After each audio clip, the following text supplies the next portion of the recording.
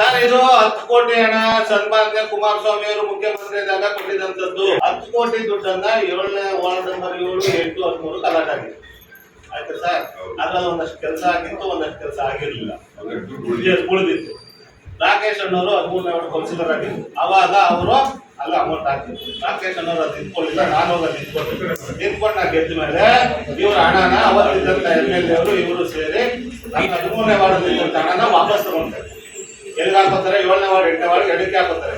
ಇವ್ರು ಯಾವ ದೂರ 23 ವಾರ್ಡ್ ಇರೋದು. ಇವತ್ತು ಅದನ್ನ ಅಮೌಂಟ್ ವಾಪಸ್ ತಂದು ನಮ್ಮ ಶಾಸಕರು 23 ವಾರ್ಡ್ ಹಂಚಿದ್ದಾರೆ. 1 ವಾರ್ಡ್ ಹಾಕಿಲ್ಲ, ಉಮೇಶನ್ ವಾರ್ಡ್ ಹಾಕಿಲ್ಲ. 8ನೇ ವಾರ್ಡ್ಗೆ 1.5 ಕೋಟಿ ಮೇಲೆ ದುಡ್ಡು ಹಾಕಿದ್ದಾರೆ.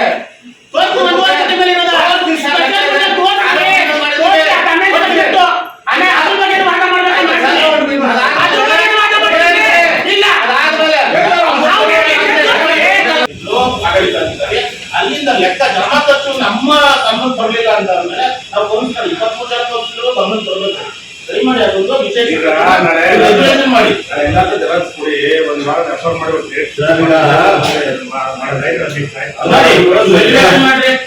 ಮಾಡಿ ವ್ಯಕ್ತ ಮಾಡಬೇಡಿ. ಅಣ್ಣವ್ರು ಹೇಳಿದಂಗೆ ಒಂದು ಅರ್ಜಿ ತಗೊಳ್ಳಿ.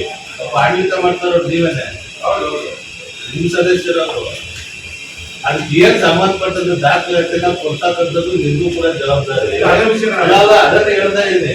ಪಾಪ ಇಲ್ಲಿ ಚರ್ಚೆ ಮಾಡೋ ಅವಶ್ಯಕತೆ ಇಲ್ಲ. ಅದ್ರಲ್ಲಿ ಲೋಪದೋಷ ಏನಾದ್ರು ಇದ್ರೆ ಅದನ್ನ ಸಬ್ಜೆಕ್ಟ್ ತಗೊಂಡ್ಬಂದು ಚರ್ಚೆ ಮಾಡಿ. ನೀವಿನ್ನು ಬೇಸಿಕ್ ಇಲ್ಲಿಂದ ಚರ್ಚೆ ಮಾಡಿದ್ರೆ ಸಭೆ ನಡೆಸಕ್ ಆಗಲ್ಲ. 2021 ಇಲ್ಲಿವರೆಗೂ ಸೆಪ್ಟೆಂಬರ್ 2 ಲೆಟರ್ ಮುಖಾಂತರ ಕೊಡಿ ಸರ್ ಅಧ್ಯಕ್ಷರಿಗೆ.